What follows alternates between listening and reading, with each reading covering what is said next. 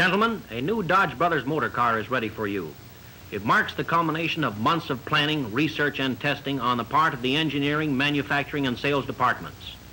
And now let's hear what Mr. Walter P. Chrysler, Mr. K.T. Keller, Mr. Fred M. Zeter, and Mr. A. Vanderzee have to say about it. Fred, I think you and your engineers have done a great job. You've not only retained the outstanding features you put into our 1932 Dodge cars, but you've gone beyond what I expected could be accomplished. Mr. Chrysler, we've put everything we had into this new Dodge car. The more we test it, the more we drive it, the more we love it. It's the automobile I've always wanted to create for Dodge Brothers. And I want to tell you that when the dealers and the public live with this car as we have, they're going to be just as enthusiastic about it as we are. We know it's built to stand the gaff, and I'm not afraid to place this car in the hands of the public with the full confidence that it will outperform and outlast any car in its price class.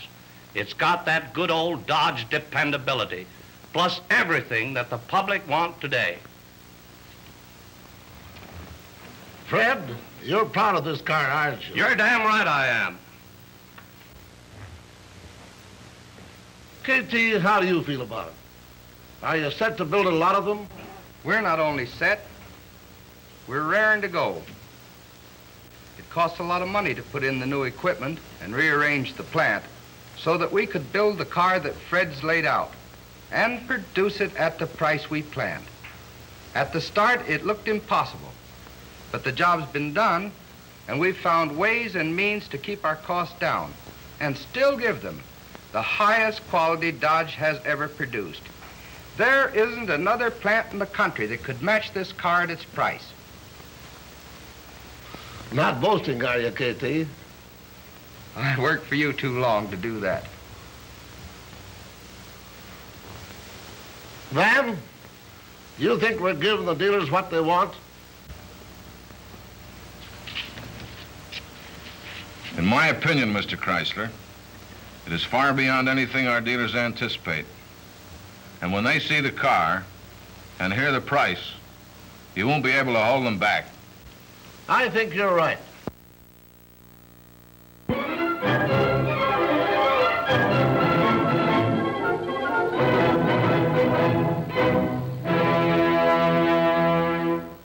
The earth moves, and on it we restless millions of human beings are moving too, forever going from one place to another, to and fro, moving ourselves and our goods in a ceaseless parade of people and things. And in every kind of transport, whether on the land, on the water, or in the air, the eternal question is how much a mile for fuel. Once upon a time, the traveler by sea depended on the whim of the wind to get him to his destination. Then came steam, but steam meant fuel, and shipbuilders the world over sought to combine speed with economy. Year after year, they created more luxurious floating hotels, and as each generation achieved greater speed at less cost per mile, the leviathans of the past were left to rust and rot at their moorings, condemned to oblivion because they consumed too much fuel, symbol of man's never-ending war on waste, now sentenced to death because they gave the wrong answer to that one question, how much a mile for fuel? When the Wright brothers conquered the air a quarter of a century ago, neither they nor an amazed and incredulous world could foresee the great airliners of today. But with all this visible and proven progress, the designers and builders of these soaring marvels know that their future is dependent upon finding a better answer to the question, how much a mile for fuel? A quaint and amusing sight to our eyes is the old wood-burning locomotive and its train of bobbing cars in the style of medieval stagecoaches, and most remarkable, it ran.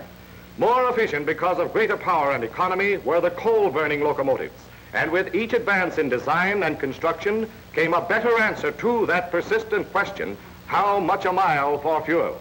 But there is no standing still with progress. What is this coming down the track? New creations and mechanical design to lower operating costs through finding and developing a better answer to the question of how much a mile for fuel. Likewise, in the field of individual transportation, little thought was given in the infancy of the automobile industry to the question of how much a mile for fuel. Only millionaires owned cars then, and they didn't ask, can I afford it? but rather, can I start it? And when the ladies of the land first started to drive, they had to, for the men were busy pushing at every hill. Then came the era of big cars, big motors. Look at this one. Isn't that ducky? Every time the engine missed, it squirted a quart of unused gasoline into the crankcase and out of the exhaust pipe. A far step again from those early lumbering, hard-riding, weighty vehicles to the fleet, sleek automobiles of today. Mechanical marvels of speed, safety, comfort, and economy. The modern motor car that gives the most satisfactory answer of all time to the question asked by every motorist, how much a mile for fuel? Behind that car and behind that sign lies a story of engineering development not to be equaled in the annals of automotive history. The story of a group of engineers backed by the vast resources of Dodge, automobile scientists who exerted their every thought and effort to the creation of a motor car that would unfailingly fulfill every requirement in luxury and safety, and at the same time would provide the utmost in economy of operation. But Dodge engineers know that how much a mile for fuel still is and will continue to be the most important single factor in the cost of motor car operation. Picture for a moment all the highways of America concentrated into one ribbon of concrete, and threading up and down this throbbing artery are 25 million automobiles, piling up hundreds of billions of miles. But see what that means in another way. The motor starts. The pistons travel up and down in their smooth cylinders.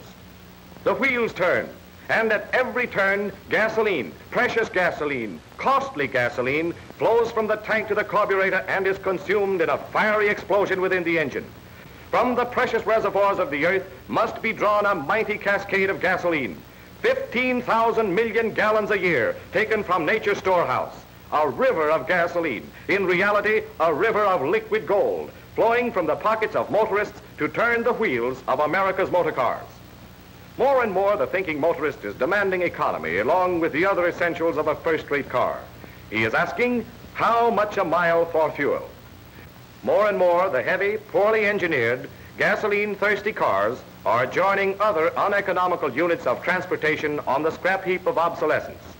And more, the motoring public is hailing these Dodge engineers as the men who have given the best possible answer to the question, how much a mile for fuel? Famous people have acclaimed the Dodge. Shirley Temple, Ginger Rogers, Bing Crosby, and Claudette Colbert. The beauty-winning Dodge is preferred by the stars who can afford to buy any car. But few of us are celebrities. What does the average citizen think about his Dodge? Well, let's find out. Hello, Joel. Hiya. Say, what's the matter with this car of yours? You're always tinkering around with it. Not a single tinker, Harry. Well, what are you doing then? Just admiring it. You know, a fine engine is a pretty swell thing. And this one is just about perfect. And I'm gonna keep it that way. Say, how often do you have to have the valves ground in these Dodges? Gee, I don't know. I haven't had it long enough yet to find out. You haven't? Well, how many miles have you got on this car? 24,000 miles? 24,000 miles? Why, say, I've only got 9,000 miles on my car, and I've got to have a valve grind job right now. It's going to cost me plenty of dough. That's your hard luck. The Dodge has valve seat inserts. They postpone valve grinding many extra thousands of miles. Uh-huh, seat inserts, eh? Bet your life. I see it runs in the family, Joel. Yep. But what really runs in my family is this Dodge. And it saves money, too, in a lot of ways. I suppose I told you we get better than 20 miles per gallon. I wish I could say the same for my crate. And my Dodge is running as sweetly as the day I bought it over a year ago. And it looks like this car is going to last forever. That's long enough for me.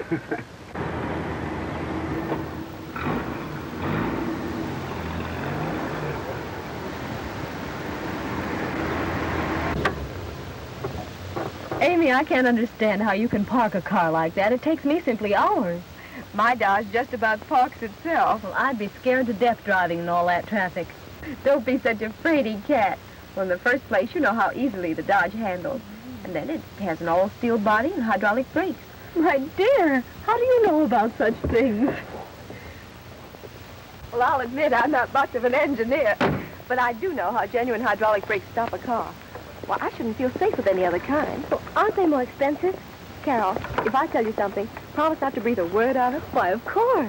Well, you know how George is about money. No, I'm afraid I don't. After all, it's you who married George, not I. Well, I have an allowance for the house. Then George gives me a separate sum for the car. Once a month, he looks at the speedometer, saves me so much a mile. Well, that sounds fair enough. Yes, but he's still giving me as much per mile on the Dodge as he did on the old car. Oh, and that means that in 6 months, I've saved enough to buy him a new golf bag and a set of matched irons for his birthday. Grand. But there's a catch. Yes, I know. If you tell him the Dodge is so economical, he'll cut you so much a mile allowance. You're quite right. But he doesn't really need the new clubs anyway.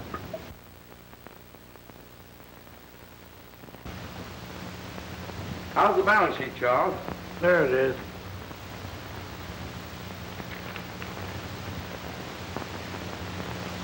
Say, that's great. Better than we expected, isn't it? Oh, it's all right. Well, just once I'd like to hear you enthusiastic about something. What's that book? Several times I've seen you jotting down figures. What's it all about? For 23 years, ever since I bought my first car, I've kept track on every penny I've spent on upkeep. Gasoline, oil, grease, tires, and repairs. Well, what does that prove? It proves there's a lot of difference between automobiles when you figure how much a mile it costs you to run one. Yes, I suppose so. But when you get economy in an automobile, you must sacrifice something, either in comfort, speed, or appearance. Now there's where you're all wrong. I get more miles to the gallon of gas and greater overall economy in my Dodge than any car I've had in 23 years. And I didn't have to sacrifice anything for the economy. I tell you, Phipps, this 1936 Dodge is the greatest car I ever drove. And I ask you to compare it with any car in or near its price. Charlie, I didn't think you had it in you.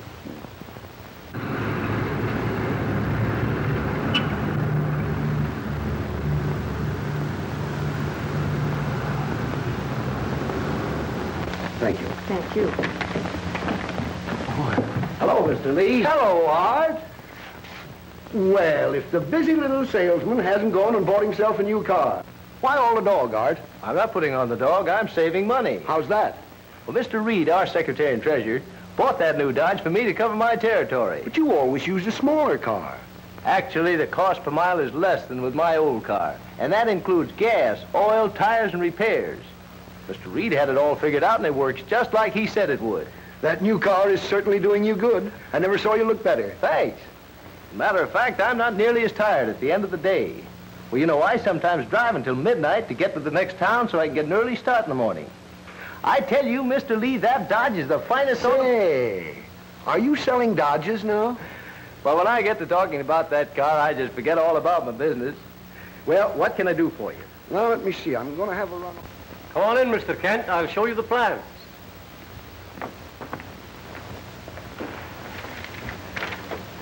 Your car? Yes, it is. Good-looking car, that Dodge. So my wife says. Why, Mac, haven't you noticed that it is? I'm not interested in how a car looks, any more than I care about the color on a steam shovel. Well, what induced you to buy it? How it's made and what it does. For instance, floating power, which means that the engine is suspended in live rubber. You know what vibration does to the machine. Sure, tears it to pieces in time. Exactly. And I want a car that will last. Besides, it has hydraulic brakes. I've used the principle of hydraulics all my life, and I know that it means absolute dependability. I can see you're pretty much interested in economy, Mac. Yeah? And how did we come to get this job of yours? Well, because you're the lowest bidder. And yet, you knew that we would do the job right. That's the reputation your firm has. Yes, and we intend to keep it too. But man, it takes a lot of figuring and a lot of penny watching to maintain quality and keep costs down. That's why we use Dodge trucks, and I drive a Dodge car.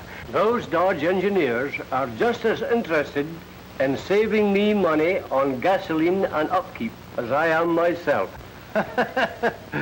Say, Mac, you ought to be on the Dodge payroll as a salesman.